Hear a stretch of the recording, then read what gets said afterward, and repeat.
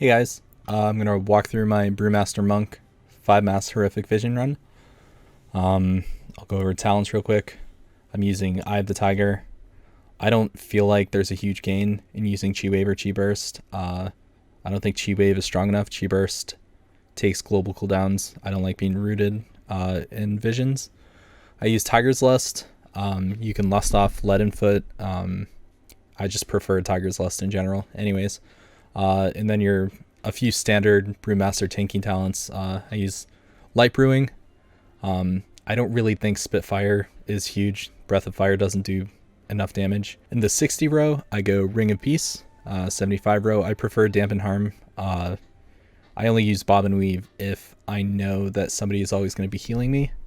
Dampen Harm can prevent some harmful casts that you accidentally let get off. I just like having a defensive as well. Then I do Rushing Jadewind. I just feel like it's easier to maintain. I also don't think anything else on that row is really crazy. I don't think News Out of the Black Ox does a ton for you. I guess it could be an argument that it taunts enemies off you, but I don't think any danger is you actually dying from health and visions. And then I run High Tolerance. Guard just doesn't really seem huge, and Blackout combo also does not really do much. I don't really change up my essence.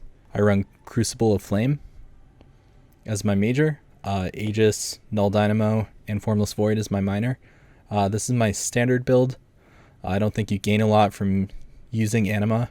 I could make an argument for Sphere of Suppression. The movement speed thing might be good, but I really have better luck killing down priority targets with Crucible of Flame. And the corruption I'm running is my Twilight Devastation set. So it's just my 75 corruption Twilight Devastation. And I actually changed this piece around a lot. But for this run, I did a verse proc 35 corruption. The trinkets I'm using are the Dressagath trinket. I think it's good to have some kind of on-use damage trinket. I like the Dressagath one because it's really powerful if you have any stragglers. It has a pretty reasonable cooldown. It just feels good in this content. And then I'm running Torment in a jar. Again, it's just feels good. It's part of a lot of my normal sets. So yeah. Let's jump right into it. So as part of Horrific Visions, I make sure that I always have the kebab food, which is after eating for 10 seconds, you gain 100 sanity back, which is really useful between wings to recuperate some of that sanity to avoid needing to orb earlier than you need to. And the food that I start with is Ghastly Goulash. The passive 2% healing just makes it so there's not a whole lot of downtime. So let's jump right into it. At the start here, I like to mount up and pull the first 2 packs on the left side and the 2 guards that are in front of Thrall's room. I then go back to the Shaman because the Shaman needs to be interrupted and has a couple casts that he can cast. And I priority target down the Shaman to avoid any of the totems getting off. And then I just make sure that the 2 honor guards don't get a Horrifying Shout cast off, and I dodge their Break Spirit cast, which is a cone in front of them. I find that they're not actually that dangerous as long as you have enough damage to get one of them down relatively quickly. I also noticed that there's a purple potion here that comes into play later. I check this hut to see what the dangerous potion is. There's a dead person there, and I have a WeakAura set that a lot of people run, where you can just click whatever potion you find in there, and it tells you what potion is the sanity potion, what potion is breathe fire, whatever. And then I pull everything into this room. I usually do it anyways, but I also see that Neris is up. Neris is one of the 2 mobs in this zone that can give you a buff. It's Neros, and on the other side is Gammon. Neris was up today, but usually I pull the 2 groups right next to this room, and I pull it into that building, the blacksmith building, to LOS pull everything and get it all bunched up together. I remembered I had that sanity potion. I decided to use it now. In retrospect, I probably should have saved it for right before Thrall's room, but you'll see that as a result of taking it now, I actually lose value on the elite mob that I kill up here with elite extermination. So try and be cognizant of the elite mobs that you're going to be playing around.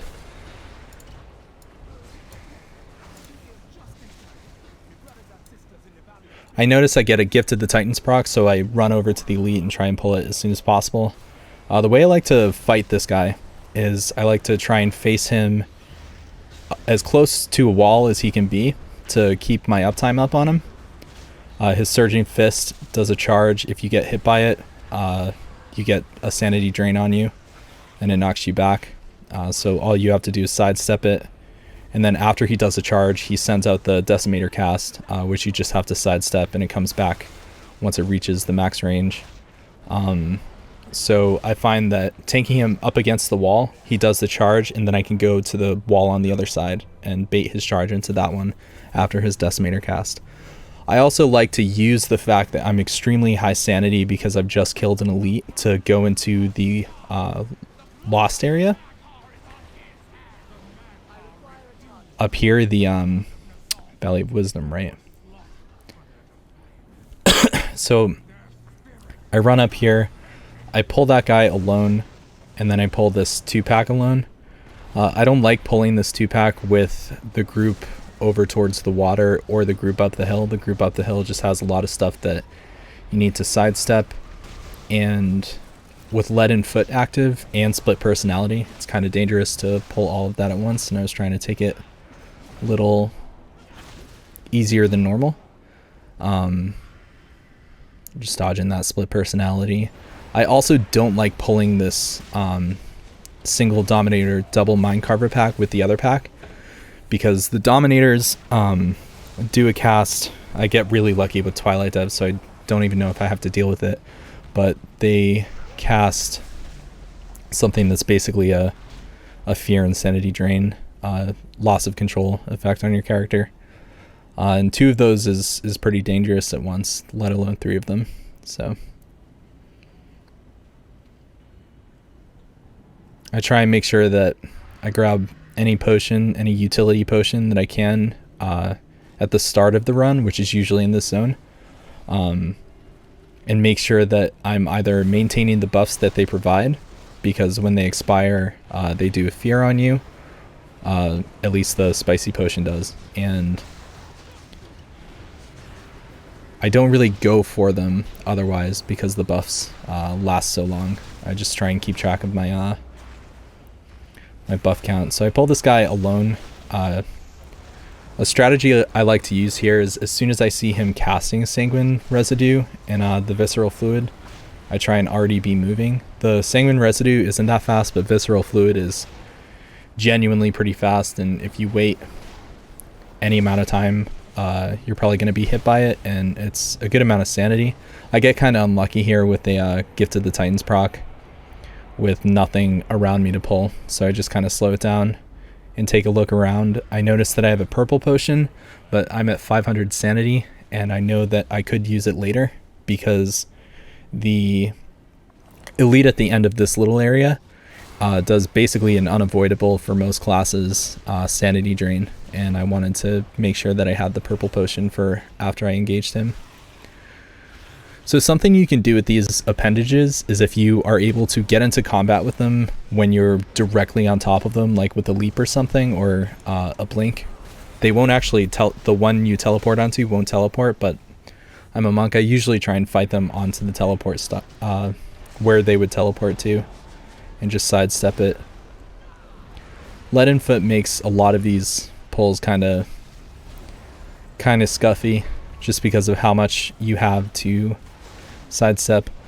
And I want to call out that all of the buildings around here can hold odd crystals or potions, so I make it a point to look through all of them after I fight the Void Crazed Hulk. You see back there, I got a little stupid with the split personality and ran into it. But yeah, so you'll notice I try and get out of the split personality as soon as possible, because the Void Crazed Hulk will pull you with that ability he does to push you to another area into the split personality, and then he does the charge on top of you. So if you're feared by the split personality and he does the charge on top of you, then you're kind of... I see that there's a chest there, but then I notice I have a gift proc, so I want to pull the final boss as fast as I can with him and take full advantage of the gift proc. Couple things you need to worry about here. Make sure you're not standing in defiled ground. He does this orb ability where if you're melee, you don't have to worry about it. I don't think anybody gets actual benefits or advantages for staying in ranged. So if you can be in melee, it basically makes this orb ability he has a non-issue. And then periodically he'll summon those adds. The defiled ground orb and then split personality thing is something that can put you in a really tight spot. Just make sure that you're cognizant of the fact that you're going to have to dodge split personality. Since I'm basically back at almost full sanity, I take my time to run around and take a look at whether or not there are any odd crystals or potions that I can grab. I also make it a point to try and get every chest and at the very least these lost zones, because the corrupted mementos that they have is pretty awesome. Which is standard if you're doing a 5 mask run. And then I run out of stuff to pick up. And I run back to grab that purple potion that I noticed earlier. That'll put me back at around 530 sanity, which basically makes it as if I didn't do anything. I got pretty lucky with purple, or sanity potion rather, spawns in this run, so it's actually extremely clean. You'll see that I don't actually have to use any orbs. I end up using an orb, but I don't have to. So after I clear this area, I go back to the Valley of Spirits to do that area, now that I've done a lost zone with starting with as much sanity as I can. And I noticed that my spicy potion buff is about to go off, probably about the time I'm going to start fighting enemies, so I just right click it off right there to proc the fear, so it doesn't happen while I'm fighting this first pack. So I usually like to pull this pack into the next pack. I'm not really sure why I didn't, but I noticed I got a gift proc, so I pulled the patrol on the ledge along with the next pack there. And you see I let Mental Assault go off, so I incap it to get rid of it. But Mental Assault is the cast that you need to be worrying about here. Void Buffet does actually do damage and causes a lost control if it stacks high enough, but Mental Assault is definitely the most dangerous cast here. So now that I've used my gift proc, something to note about the madnesses in this zone in particular, Scorched Feet is absurdly dangerous here just because you can fall off the sides. It's pretty hard to get back up out of the water and onto the path. And I've actually scuffed a few runs just because I accidentally did like a tiny micro movement and launched myself off. So you'll see, I'll notice that I get the flames, which says to me, the Scorched Feet is about to proc. So I try and make sure that any movements that I do make, if I'm trying to dodge out of anything, are at least in line with the path or gonna throw me in a not dangerous place. So I decide to pull Bwemba here. I don't actually usually pull Bwemba. She's one of the two second tier buff, I actually don't know if she's an elite, but the buff bosses that can spawn, it's here in the void, what are they called, ethereal building in the drag. You'll see I eat a kebab before I actually engage her, because this polymorph hex, along with 5 masks and the other abilities she does, makes for some kind of unavoidable sanity loss. I wouldn't suggest pulling her if you're in danger of dying, you don't have any counterplay against unavoidable sanity or damage, or your sanity is getting low, because I don't think her buff is actually worth orbing into. So you'll notice that I see there's an odd crystal up above here, so I go and grab that. Odd crystals are something that I tend to not really put a lot of importance on. They kind of have an exponential effect, where the more odd crystals that you gather, the more mementos you'll get as a result. So if you get like 2 or 3, it's not super worth it. So you'll see here I make sure that I DPS down the mental assault mob first, because the shaman I can just deal with, it's just damage and that totem. And then earlier I noticed the sanity potion, so since I'm getting to 275, I want to grab it so I can pull this mini boss without orbing.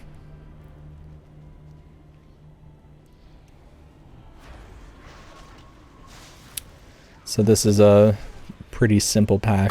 There's not much going on here except for that Tormentor mental assaults mob, but if you have an interrupt, then it's a non-issue, and if you don't have an interrupt, it's a pretty safe area for that to happen in. Usually I'll go around this building, but I got a gift proc, so I want to pull the boss as soon as I can. There are usually potions and sometimes odd crystals, I think, out on that side, so I try and at least go around to see if there's anything I can get before I engage this boss. You'll see, I mean, I get super lucky with Twilight Dev here, and it becomes a thing where I don't even have to do mechanics, so I end up seeing if I can get the mailbox mount, which I've not gotten yet, but yeah, so Scorched Feet can really make this dangerous, this boss fight dangerous, because you have to move to hopelessness. But if you see that you have the Scorched Feet about to proc, and moving towards the hopelessness will put you towards that double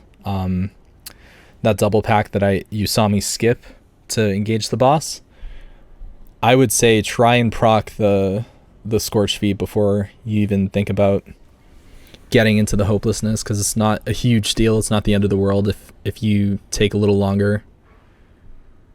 It's a lot safer to just do that boss by himself. So I end up going behind the Thrall's room,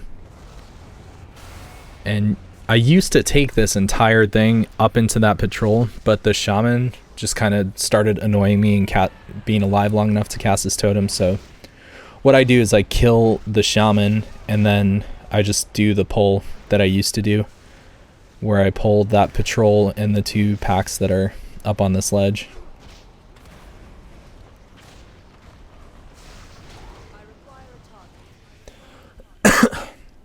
I also try and get any chests and potions that I see up on this ledge, because I don't come back here later on in the run. I also I'm not really sure what happened, but I couldn't roll here, and I was trying to figure out what was preventing me from rolling, and I never actually figured it out. And you're going to see me kind of like lose my attentiveness trying to figure out why I'm not able to roll. I think my like current theory while I'm fighting right here is, could it be the Bwemba buff, because I never get it, so I've never seen this before. If you figure out what made me not able to roll, let me know in the comments. It was like totally a mystery to me. It bothered me throughout the whole drag pull, and you'll see up a couple of packs ahead I kind of like scuff a few things because I'm trying to figure out why I can't roll.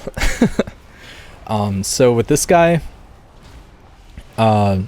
sidestepping the orbs is really easy. This Dark Force cast, usually I'll try and stay up against this wall to my right and sidestep the orb, but still stay in front of that wall so I can DPS him and not have to worry about being knocked back. I didn't really do it super well there though. So the other the other buff boss will be up here to the right. I get pretty lucky with my Twilight Dev, but that Kathir Dominator, that's the mob you want to look out for in this pack. And sometimes I'll pull all of the mobs here into one little area and then do this RP thing. But I decided not to here. The Mine Carver here is also a pretty dangerous mob. He'll do a loss of control cast. I forget what it's called. But I don't have to deal with anything there because of Twilight Devastation. So you'll see here that I fight Snang by himself here. Snang doesn't actually do anything dangerous. So I almost always pull him into the next pack. But I'm still trying to figure out what's going on with my roll. So you'll see me go out into the last zone to see if it's like a weird madness interaction. And yeah, here I go going into my spellbook and clicking roll to see if anything happened. And nothing seems to be happening. So this is just me being super confused. Again, if you know why I wasn't able to roll for however long I wasn't able to roll for, definitely let me know in the comments, because that was a total mystery for me. I decide while I'm here I'll just grab this and pull these 2 packs. A lot of times I'll save these 2 packs for right before Thrall's Room, and I'll use them to try and proc Gift of the Titans so I can start off the Thrall fight with Gift. You'll see that I procced Gift here, so it's a pretty good strategy. It makes it a lot easier to deal with the Void Quill's casts at the start, but you can also counteract that just by orbing into Thrall. So I give up on my orb dilemma, or my roll dilemma, sorry, for now. And I go back into the drag, having wasted a ton of time, but I noticed that there was a sanity potion earlier, so I wasn't too worried. I took that as an opportunity to run back there, so it's as if I never did it. So yeah, here's a Dominator Mine Carver pack. I would suggest pulling the pack after, or like the actual pack right before it. You'll see I get hit with Touch of the Abyss, so that's the Dominator casting that on me. Complete loss of control of my character, so any sanity loss abilities will just, I'll have to take it to the face. So I don't usually like pulling this with the entirety of the drag. I've seen people do like 1 or 2 pull drags, so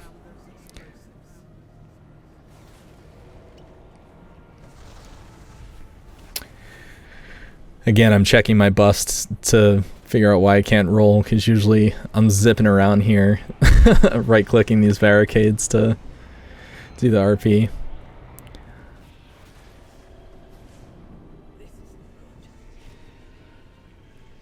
So yeah, I'm taking a look to see if there are any sanity potions before I engage this guy. This guy's pretty easy, as long as you keep in mind that this Void Torrent cast has a minimum range. So if you're inside of his hitbox enough, like basically where his face is, you won't be hit by that.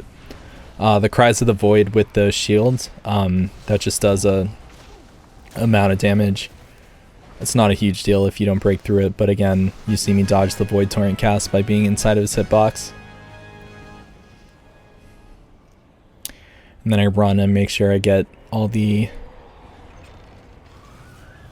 memento caches in this zone before I move on. And a lot of times up here, I notice I have another sanity potion, and I won't be wasting it if I take it.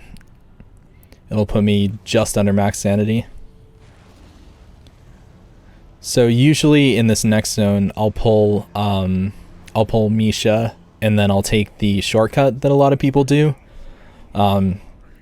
It's kind of deceiving terrain, so it's kind of hard to do, especially in a high risk scenario if you're 5-masking for the first time or something, so I wouldn't suggest trying the shortcut. And for that reason, I decided not to actually take the shortcut for this video. I'll probably do it for my Windwalker video, You'll see that I can't roll, so my my confidence in being hit by headbutt and being able to immediately roll back was misplaced. And again, I was looking up in my buffs, so I ran into the split personality like an idiot. But you should be careful with the split personality and the Akir Bone Crusher, because they do a headbutt cast, and that will headbutt you into split personality. And if you pull too much with that, whatever he's called, head carver, then you could get into a pretty sticky situation. I look under the bridge here. There's an odd crystal spawn. I'll probably put a link to where all of the odd crystals spawn in the description. I'll also put the WeakAura that I'm using, just so you guys, if you haven't heard of it or don't currently run it, you have it available for you.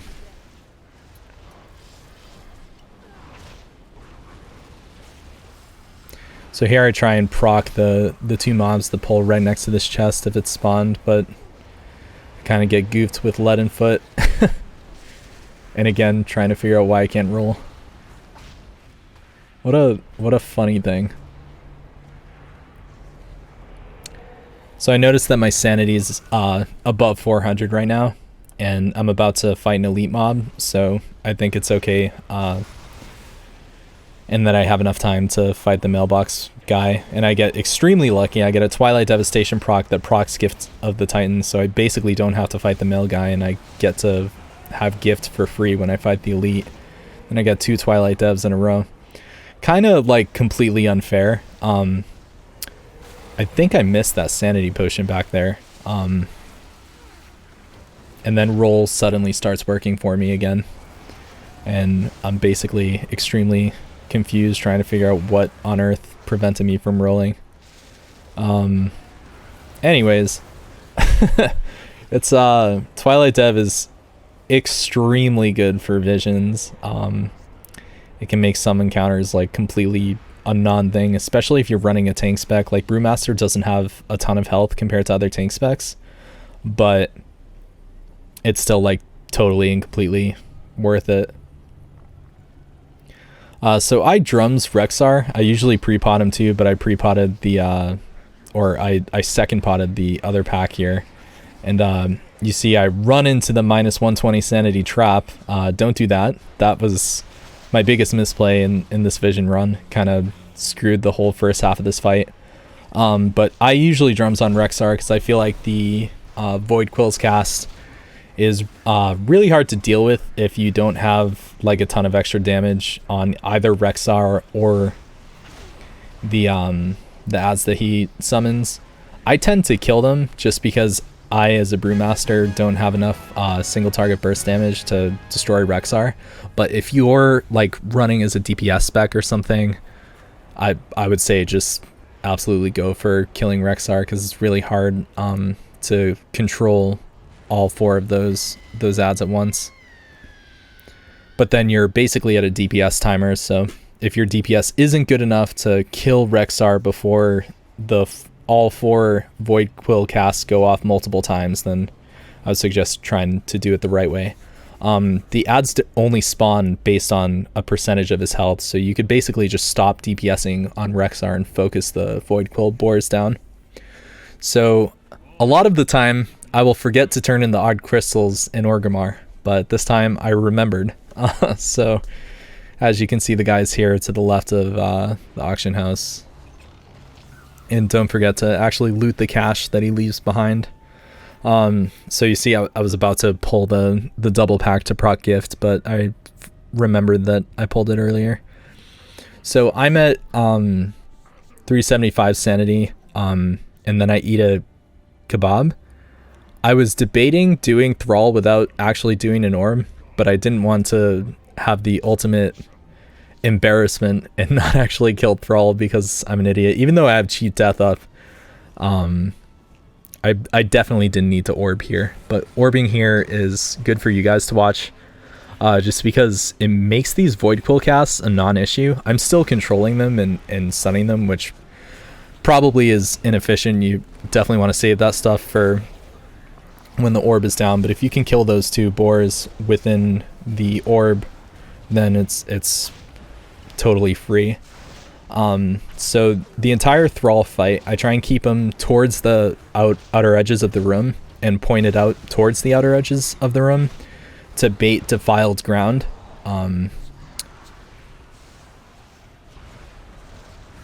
Yeah, there are going to be a couple of those like really crappy overlaps where he'll port to the middle for his Surging Darkness, and he'll just cast defiled ground through the entire room anyways, but it's good to try and minimize the amount of space he limits you from having. And that's also why I'm not standing in the Promise Power buff. You'll see that this is close enough for me to still be able to bait the defiled ground and stand in it, so I am standing in it, but as soon as defiled ground's about to go off, I jump out of it to bait it. And yeah, I mean, Thrall is way easier than Illyria on 5 masks. He's really easy to position. A lot of his additional abilities are completely free except for the Rexar ability. And that's it. That's my 5 mask run as Brewmaster. I usually do them as Windwalker just because it feels a little more fun. There's more fun buttons for me to press to do damage. But yeah, I just wanted to, and you see I get a low corruption Twilight Dev piece, which was extremely lucky and definitely going to be added into one of my Twilight Dev sets in a couple weeks. So yeah, that's my Brewmaster run. 5 mask horrific vision of Orgrimmar. I'll probably be uploading a Windwalker version of this, just so you guys can see how a tank DPS is. And I'll definitely be doing the Stormwind ones too. I'm a little better at the Stormwind one for some reason, so that hopefully won't be too far away in terms of time. But yeah, thanks guys for watching, and if you find out why I couldn't roll for half of that run, definitely let me know in the comments below. And yeah, let me know if this was good content that you liked watching by either liking the video, subscribing to the channel, and if you do subscribe, make sure you click the bell so you get notifications when I post things. I do stream on Twitch. I stream my Mythic progression and intermediate Mythic Plus keys, usually Wednesdays and Thursday nights. But yeah, that's all over on my Twitch channel, which will be in the description below. But yeah, thanks for listening to me talk for about half an hour. See you later.